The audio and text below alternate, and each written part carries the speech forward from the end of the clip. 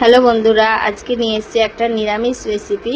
শনিবার বা যে কোনো নিরামিষ দিনে এই রেসিপিটা তোমরা বানিয়ে খেতে পারো, খুব ভালো লাগবে। তার জন্য প্রথমেই লাগছে হচ্ছে কুমড়োর শাক, আলু, আর এদিকে আমি নিয়ে নিয়েছি আদা লঙ্কা বাটাটা আমি ডালটা ভিজিয়ে রেখেছিলাম, ডালের সাথে একটু চাল দিয়েছি যাতে বড়াগুলো মুচমুচে হয়।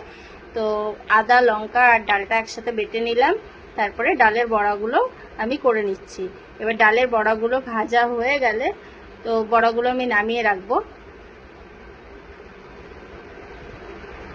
একটু হালকা লাল লাল করে ভেজে নিলাম। আর এই তরকারিতে আমার আবার মশলা লাগবে, আদা আর কাঁচা লঙ্কা বাটা। তো প্রথমে আমি আলুটা ভেজে নিচ্ছি, আলুটা একটু হালকা লাল লাল করে ভেজে নেব। তারপর আদা লঙ্কা বাটাটা দিয়ে দিলাম, আর এর মধ্যে দেব লবণ হলুদ।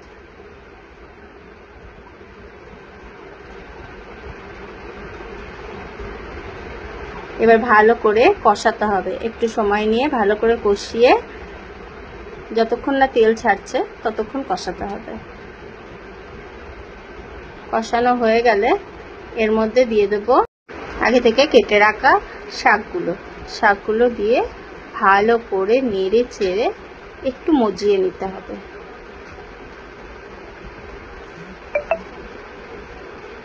দেখো শাকগুলো আমি দিয়ে দিচ্ছি।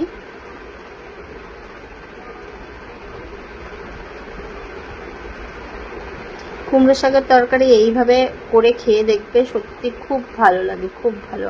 নিরামিষ খাবার, মানে নিরামিষ দিনে সাধারণত অনেকেই আছে যারা খেতে পারো না, কিন্তু এইভাবে খেয়ে দেখবে। এইটা ভালো করে এবার নেড়ে চেড়ে একটু সময় দিতে হবে এটাকে মজতে।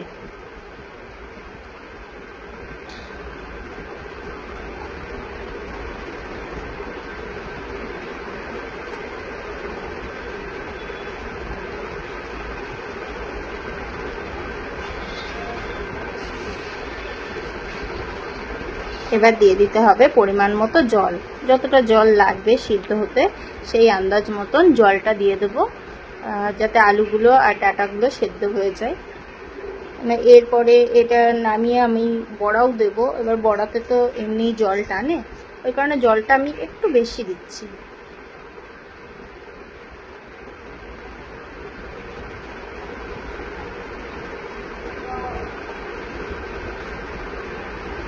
তো দেখো তরকারিটা আমার ফুটে গেছে, আলু সেদ্ধ হয়ে গেছে। এবার এটাকে আমি নামিয়ে রেখে দেবো। এবার চলে এসেছি আর একটা কড়াইয়ে তেল গরম করে এর মধ্যে দিয়ে দেবো হচ্ছে কালো জিরে আর শুকনো লঙ্কা ফোড়ন দেবো। এটা আমি কালো জিরে শুকনো লঙ্কাটা একটু কালচে ভাব হবে, ভালো করে একটু ভেজে নেব। এবার দিয়ে দেবো ওই নামিয়ে রাখা তরকারিটা।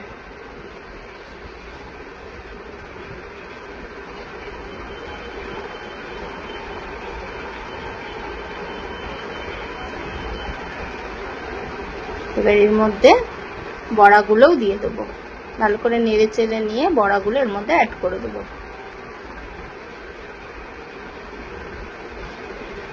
এবার এটা ফুটলে মোটামুটি আমার তরকারি হয়ে গেছে, ফুটে গেছে, আমি নামিয়ে নিলাম। নামানোর পরে এর ওপর দিয়ে একটু ভাজা মশলা বা জিরে গুঁড়ো দিলেও হবে, জিরে ভেজে গুঁড়ো করে ওপর দিয়ে ছড়িয়ে দিলেই রেডি আমাদের কুমড়ো শাক দিয়ে ছোলার ডালের বড়ার তরকারি।